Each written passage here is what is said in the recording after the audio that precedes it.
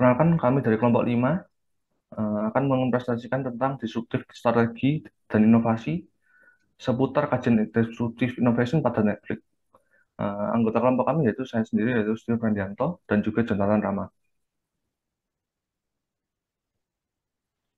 Jadi, perkembangan teknologi menimbulkan berbagai inovasi bagi bisnis di Indonesia dan juga di dunia. Masing-masing perusahaan berusaha menarik perhatian konsumen dengan memberikan produk kreatif mungkin untuk membangun bisnisnya. Perusahaan akan membuat produk terbaik dan sesuai kebutuhan pasar agar menjadi bisnis yang kompetitif dan unggul. Perkembangan teknologi ini membawa dampak besar pada industri jasa perfilman.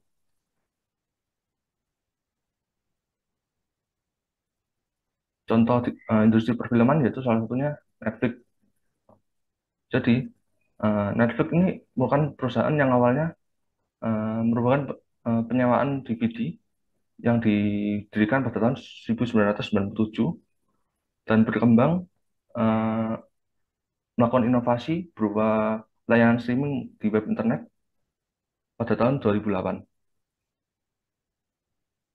Jadi, bisnis ini pertamanya hanya fokus untuk penyewaan DVD yang eh, mengharuskan konsumen datang langsung ke toko fisiknya dan kadang-kadang menimbulkan berbagai keresahan. Misalnya, eh, konsumen telat membayar karena tidak adanya waktu untuk mengembalikan DVD tersebut. Kedua, cakupan pasar dari Netflix pada saat itu masih sangat kecil dan membuat eh, bisnis ini sulit untuk berkembang pada masa itu.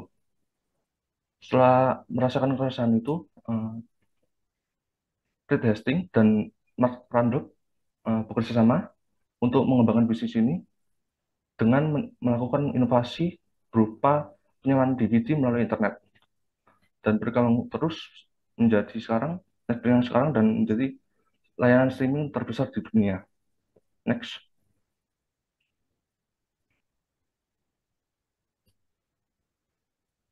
Selanjutnya ada pesaingnya yaitu Blockbuster.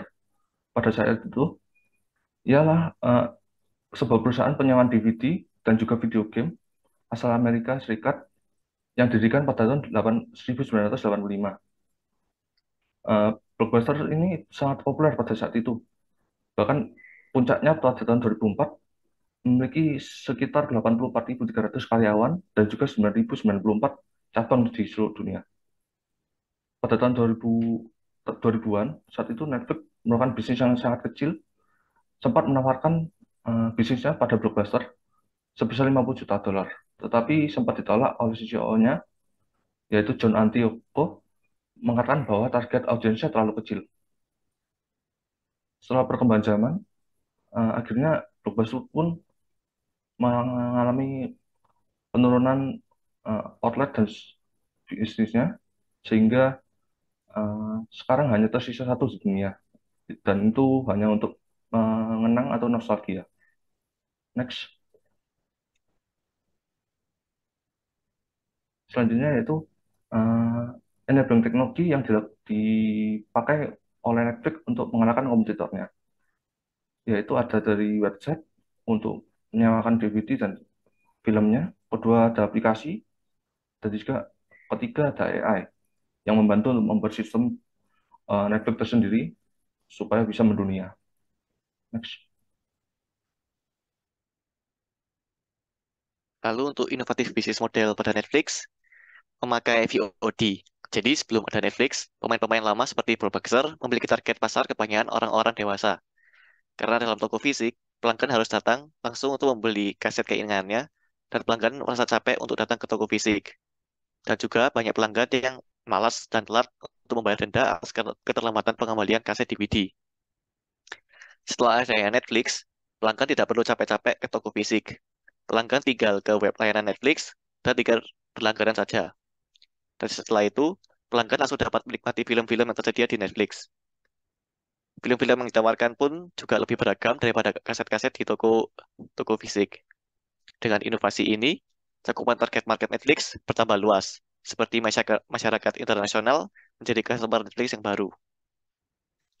Karena Netflix dapat ditonton untuk semua pelanggan, mulai dari anak-anak hingga lansia.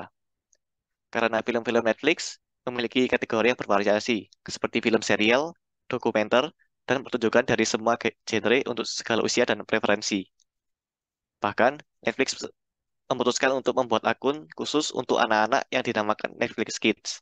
Sehingga dengan akun Netflix Kids, anak-anak tidak akan dapat menonton film yang tidak sesuai dengan umur mereka. Lalu untuk Coherent Value Network, Netflix memiliki partner dari berbagai perusahaan seperti Xbox 360, Samsung, Sony, Apple, iPad, iPod untuk mengekspansi layanan streaming yang memiliki demand yang sangat tinggi. Dan pelanggan Netflix pun menjadi lebih baik dengan adanya inovasi dari Netflix. Faktornya seperti bayar tagihan langganan secara online dan cepat. Lalu dapat ditonton di mana saja, tidak terbatas dengan waktu. Lalu, satu akun Netflix dapat ditonton di beberapa device, tergantung dari paket langganannya. Lalu, untuk perbandingan antara Netflix dan Blockbuster, kriteria pertama yaitu jenis inovasi. Pada Netflix, sudah menggunakan layanan VOD, Blockbuster masih menggunakan DVD.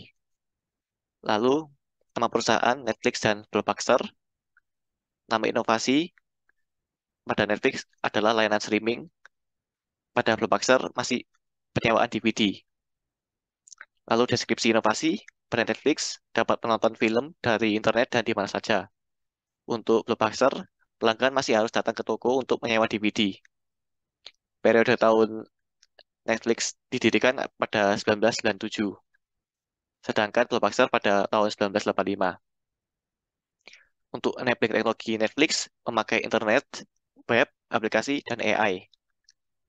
Blockbuster masih menggunakan toko fisik. Lalu untuk inovatif bisnis model, Netflix sudah menargetkan konsumen internasional, sedangkan Blockbuster masih menargetkan konsumen di sekitar wilayah bisnis mereka. Lalu untuk Core Value Network, pada Netflix sudah memiliki partner seperti Samsung, Sony, dan Apple. Sedangkan Blockbuster masih supplier DVD. Pelajaran yang kita ambil dari Netflix adalah kita harus dapat melihat peluang sebaik mungkin dengan memanfaatkan berbagai media yang tersedia dan juga tren saat ini. Dengan kemudahan yang ditawarkan oleh teknologi saat ini, kita harus pintar dalam menggunakannya untuk mengembangkan bisnis layaknya Netflix. Kesimpulan dari ini adalah penting bagi kita untuk peka terhadap perkembangan zaman.